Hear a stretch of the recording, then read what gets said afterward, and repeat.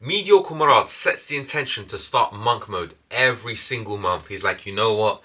This time I'll actually pattern up. This time I'll do the work. I'll wake up early. I'll hit the gym. I'll do all these good habits. However, every time he wakes up in the morning, what does he do? He scrolls on his phone, watches TikTok, YouTube videos. Then he asks Google stupid questions. Then he does this. Then he does that. He does everything else but the work. But then when he finally forces himself to get up and actually do the work, he's still distracted. He's going on his phone, he's doing this, he's doing that. And this happens for months on end. He sets these goals, but he's always procrastinating. Meanwhile, exceptional Imran never struggles with procrastination. Every time he sets himself tasks to do, he does it with ease. Taking action is not difficult for exceptional Imran. And the simple reason for this is that he's mastered the 5-minute rule. Assalamu alaikum wa rahmatullahi wa barakatuh, my bro. My name's Pablo and I'm a productivity coach dedicated in helping young Muslim men fulfill their potential. So alhamdulillah, I've been able to upload every single day on various social media platforms, and as a result, I've picked up many life-changing productivity tactics along the way. So whether you're an aspiring content creator, entrepreneur, or student, I invite you to check out my free productivity course, link in the description below. So I always had the idea of starting this movement, this self-improvement movement, trying to help young Muslim men become productive.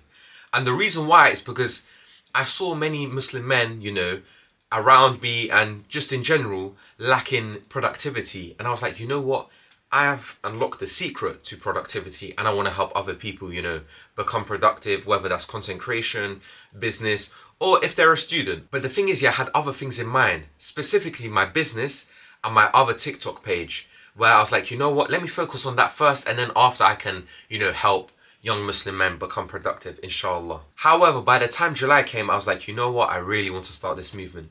The thing is, my other ventures, they were doing well, but I felt like this movement will really change my life. And so alhamdulillah, I started this movement around the end of July. And you know what, when you first start something, whatever the case may be, you always have the excitement. You're like, you know what, I'm waking up early, I'm doing this, I'm doing that.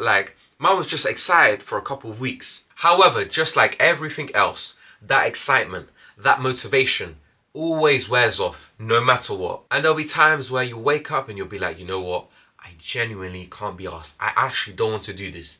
But you have to do it because you have goals that you need to achieve. And this is exactly what happened within the first couple of weeks when I started this movement. So of course, I'd stay awake after Fajr every single day and do deep work, whether that was for this or whether that was for something else.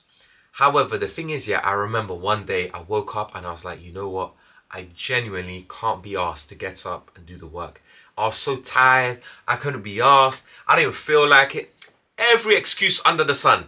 Everything, I was like, you know what, I don't want to do this. The alarm clock went off and I was like, I just want to go back to sleep, I don't want to do this. But alhamdulillah, I did get up because I didn't want to miss Fajr, innit? If you missed that, bro, big sins. So what I did was I got up, I done wudu, I prayed and whatnot, and then I told myself, you know what, just go to your desk for 5 minutes and see what you can do. You don't need to write a lot, just write a little bit. So I forced myself to wake up, go to the bathroom, do wudu, then I prayed.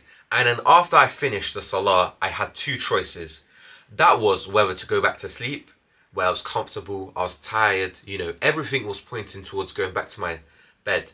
Or I could stay up, go to my desk and do a little bit of work. And I chose the latter. I was like, you know what? Just do a little bit of work. It doesn't have to be much. It just needs to be a little. Just show up for 5 minutes and see what you can do. The thing is, my timetable said, write 2 YouTube scripts worth each 1.5k words. Sometimes even more, 1.6, 1.7, maybe even reaching 2k at times. But that seems daunting because you have to sit there for 2 hours writing all these words. So I lied to myself. I was like, you know what?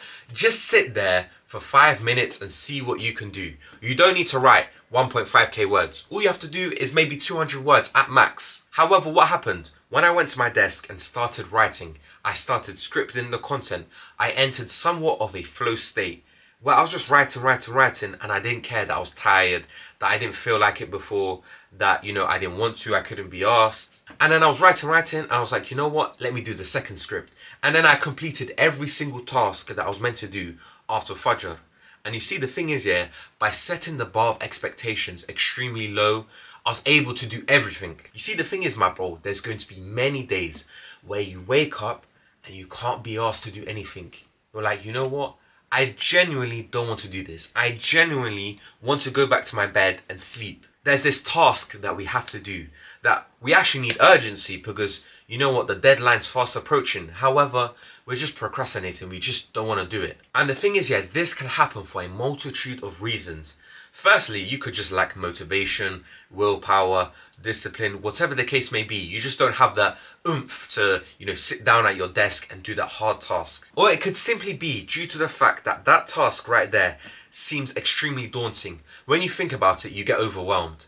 I have to sit there for an hour and a half and edit this massive YouTube video. It's going to seem crazy to do. And you'll be like, you know what? I can't be asked. I don't want to do it. It's so long and boring. And this is where the 5-minute rule comes in and does its magic. So essentially, the 5-minute rule is where you lie to yourself and diminish the size of an important task. So what you do is set the bar extremely low so it makes it easy to do that task. And the thing is, yeah, this can be done through a multitude of ways. 100 words, 5 minutes, 5 pages, whatever the case may be. You need to set the bar of expectations extremely low. So what you do is diminish the severity of the task, making it extremely easy to sit down and take action. So how would this work? So let's say, for example, you need to revise this entire module. What you do instead is say, let me just sit there for 5 minutes and do a couple pages, and that's it. And this makes it way less daunting, as all you have to do is sit there for 5 minutes and read something, and that's it. However, what happens? So what does this look like? Okay, you need to revise for this upcoming exam and you've put a 4-hour work block for active revision. Instead of thinking, I need to sit there for 4 whole hours from 7 a.m. to 11 a.m., tell yourself, you know what? Just sit there for 5-10 minutes and that's it. And you need to say, even if I only do 5-10 minutes, it's still a success. Because in this way, the task will seem way less daunting because all you have to do is literally stay at your desk for 10 minutes. You don't have to stay there for 4 hours. The reason why this is extremely effective is because it makes the task go from trying to climb Mount Everest to only moving one pebble at a time. Because think about it, 4 hours of active revision seems impossible, but only 5-10 minutes seems easy, as that small chunk of time which you dedicate to active revision is way more manageable. And this is how you beat procrastination once and for all. The reason for this is because your lizard brain wants comfort. It doesn't want to sit there and do the hard tasks, especially if you have to sit there for an hour, 2 hours, 3 hours and so on. Your lizard brain would rather you lie on your bed, scroll on TikTok and eat digestive biscuits rather than sitting at your desk, focusing solely on the task at hand, that high leverage task which, will get you that money, those followers, whatever the case may be, whatever the reward may be. Because the thing is, yeah, lying on your desk doesn't require much effort and releases a lot of dopamine. Meanwhile, sitting at your desk, working on that hard task requires a lot of effort with minimal dopamine. However, when you lie to yourself and make the task extremely easy, even your lizard brain won't resist doing the work. Because the thing is, yeah, your lizard brain won't see discomfort in sitting down for 5 minutes and doing 100 words. And the thing is, yeah, you may ask, how would this even benefit me?